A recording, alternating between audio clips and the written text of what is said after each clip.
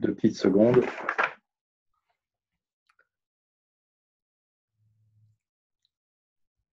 D'accord, ok. 3, 2, 1. Philippe Charvéron, un des dirigeants du MEDEF en Allier est notre invité. Merci Philippe Charvéron d'être avec nous sur le journal de l'Écho.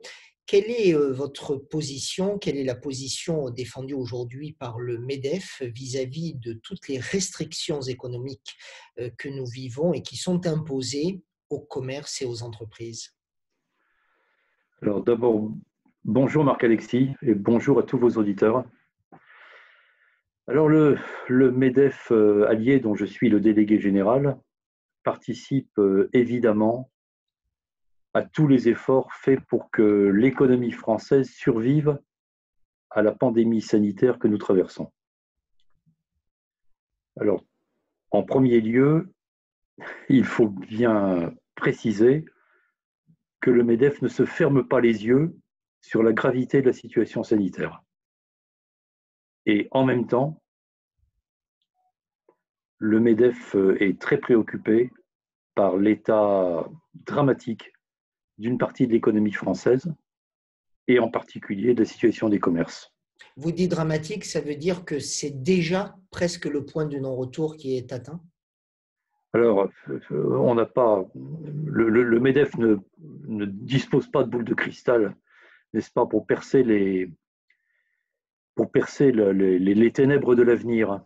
Mais toutefois, il est évident que pour les commerces de détail, pour l'hôtellerie, la restauration, et aussi pour nos amis du thermalisme, qui sont extrêmement importants dans le département de l'Allier, la situation économique est grave. Dans certains cas, que nous espérons marginaux, elle sera désespérée. Et de toute façon, il ne faut pas se dissimuler les choses. En matière économique et sociale, il y aura de la casse.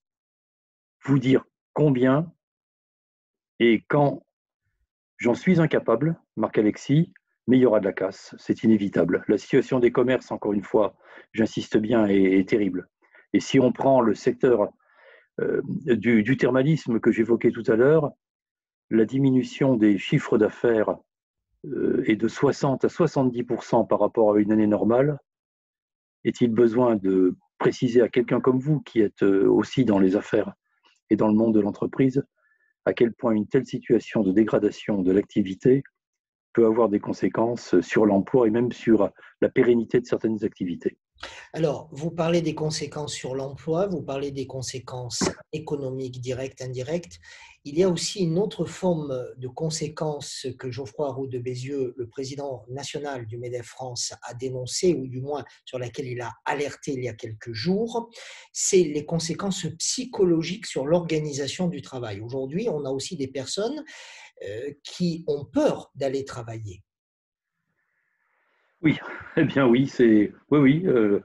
Geoffroy Roux de Bézieux a raison. Je ne dis pas ça parce que c'est notre président national, bien sûr, mais Geoffroy Roux de Bézieux a raison d'attirer l'attention du public sur cette situation qui est en train de se créer. Alors, elle fait partie de toutes les contradictions qui traversent la société française à l'occasion de cette pandémie sanitaire, hein, n'est-ce pas?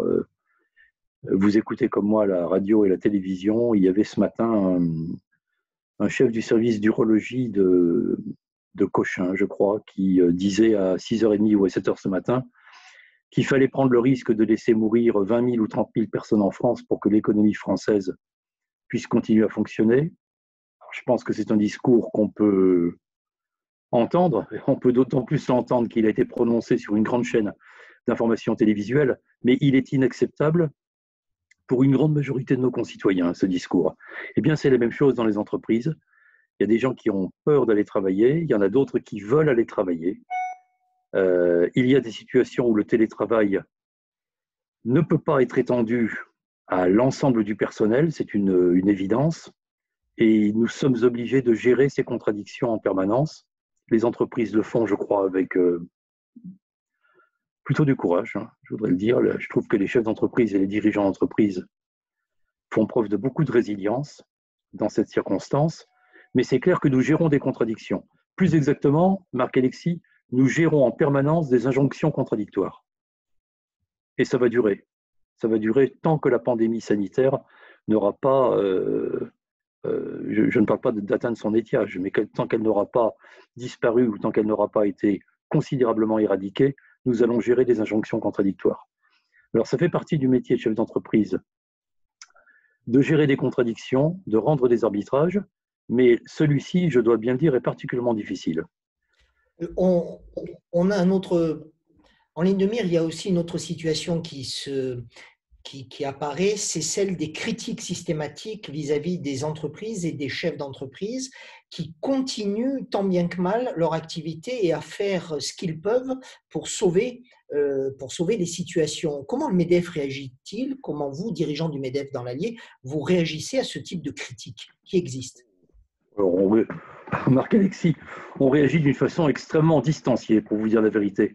Alors, on a tout à fait l'habitude, nous, les responsables d'entreprise, et en particulier les dirigeants des organismes patronaux, on a bien l'habitude d'être toujours responsable de beaucoup de choses en France, et voire même d'être parfois responsable de tout.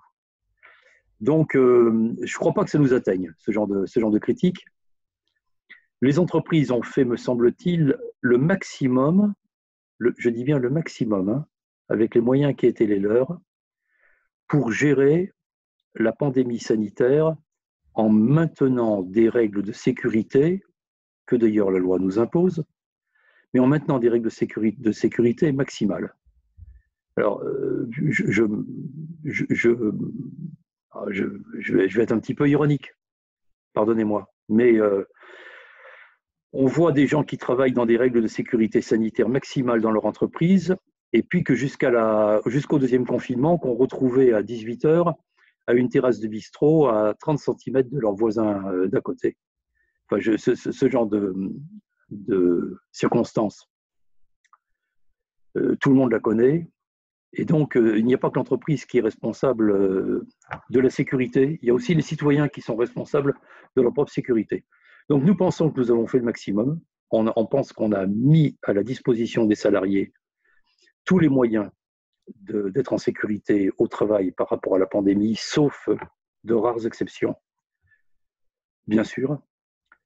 Et non, franchement, ces critiques ne nous atteignent pas. Excusez-moi de renvoyer ça comme ça, mais je le dis très sincèrement, nous avons la conscience tranquille par rapport à ce genre de situation. Philippe Charveron, merci d'avoir été notre invité en lien avec ce qui se vit aujourd'hui et vis-à-vis de quoi vous, en tant que secrétaire général du MEDEF dans l'Allier, vous pouviez intervenir au moins aujourd'hui, à suivre, bien évidemment. Laissez-vous, s'il vous plaît, Marc-Alexis, encore 10 secondes. Je vous en prie. Nous allons redémarrer. Attendez. Allez-y. Nous allons redémarrer. L'économie va redémarrer. On va s'en sortir. C'est une démarche collective, citoyenne, qu'il faut entreprendre. On ne peut pas sortir de la pandémie sanitaire en ayant une économie morte. Donc, ce qu'il faut, c'est arriver à gérer le redémarrage de l'économie et maintenir les règles sanitaires. Merci. Merci beaucoup. Voilà, je ferai le montage et je vous remercierai à la fin. Pas de problème.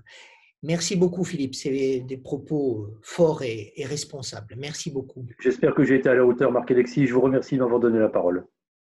Et moi, je me permets, en hors antenne, de vous remercier d'avoir pris la parole de cette manière au nom d'une organisation syndicale patronale. Voilà. Merci. À bientôt, Marc-Alexis. À très vite. Au revoir, Philippe.